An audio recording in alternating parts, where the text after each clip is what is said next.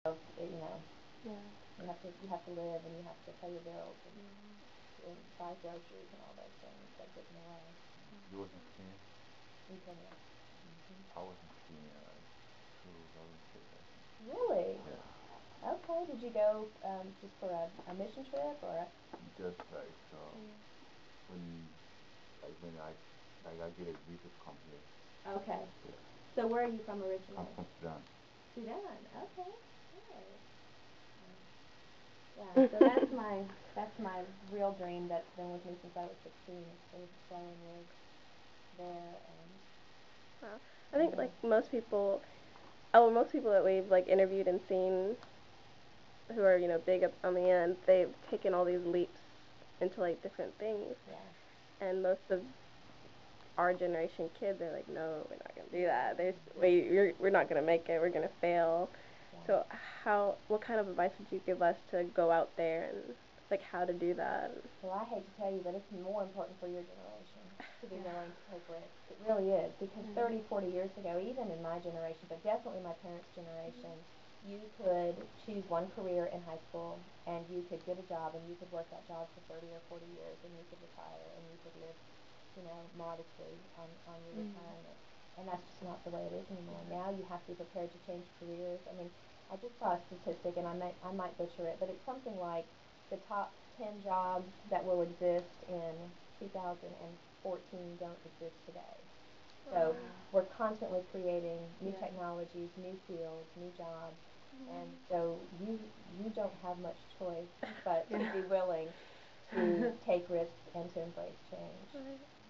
But I would say, to someone who's afraid to risk, I think the greater danger is in not risking, because to be stuck somewhere when you could have had something much more meaningful or much more fulfilling, I think that's the worst risk. It's the worst danger.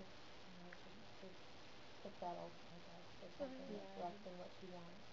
That's why I feel like my family wants me to like, you should be an architect or you should be a doctor, and I'm like, I don't want to limit myself to building houses. Like I want to do something more, and I think most people grew up like their parents telling them what they should do, and now in college on their own they don't really know how to make choices or the decisions they would make. I think you're right, and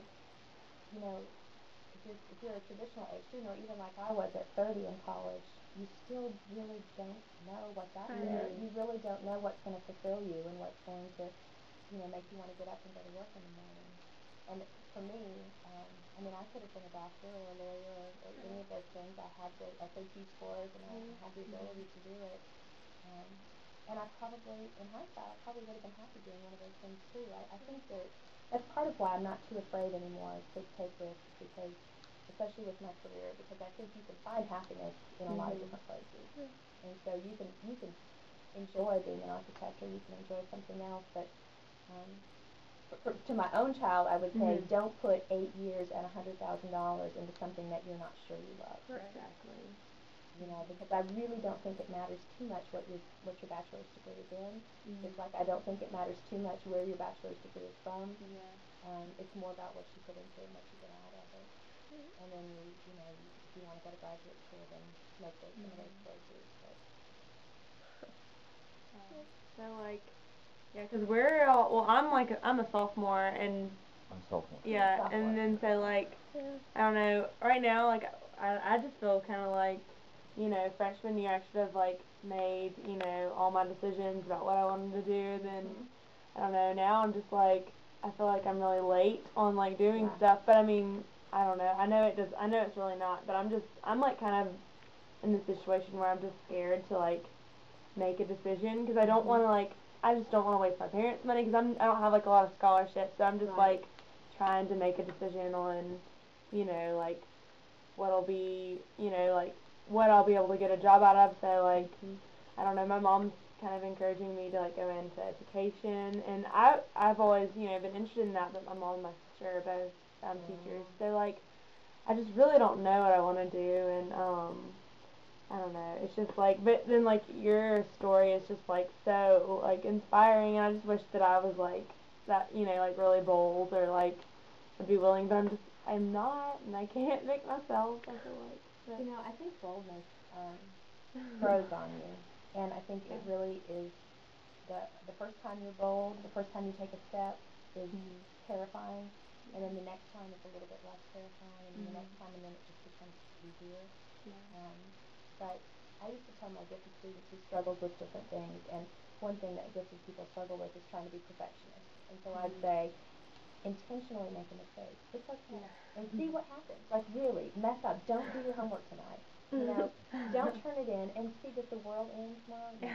You know? And so I'd say the same thing with boldness. Take a step, and if you fail, you know, you've learned a lesson. And just force yourself to do it one time. I think you'll find it's really liberating. And I think, too, with, you know, there's so much pressure, and Auntie and I have talked about this, there's so much pressure on college students. As soon as you're a senior and you choose where you're going to college, everybody starts asking you, what are you going to major in? And if you don't have something to say, they look at you like, well, then why are you going to college? You know? And so I think it's hard to be an undeclared sophomore because there's so much pressure on you to know exactly what you're going to do with your life. But like I said, I mean, even at 30 or 40, you're probably not going to be 100% sure what you're doing with your life. But and I think it just depends from person to person. I married somebody who would be very happy doing the same job for 40 years, and I like change, and so I wouldn't be happy doing the same job for 40 years. So part of it is your personality too. Like for me, like I play basketball, like on scholarship, but like to take hard class, you know, it's hard for me. Like we got practice, and you know, sometimes it's hard to take the hard class because sometimes you can't practice because like practice when you're tired you can study, you know, that's tough for me. Yeah, I won't take architecture, but like I would take like let's say this architecture is hard to take, but for basketball and architecture it's hard to take, but I don't know how I'm gonna make it or not. You're having to balance because your basketball is providing your college funding, right? Your scholarship. And so you're having to balance between that and your college classes. So that's a challenge too. That is like, I think most people, like with him, he balances basketball and his school. Like, I balance my family and my school. It's like a 50-50, and sometimes when you are like juggling more than one thing, drop the balls, all of the balls. So how would you, what kind of advice would you give for someone who pretty much like on the floor don't know what to do? Wow, with too many obligations, too many responsibilities. Well, what I'm going to say is not easy. It's going to sound easy, but you're going to have to give something up.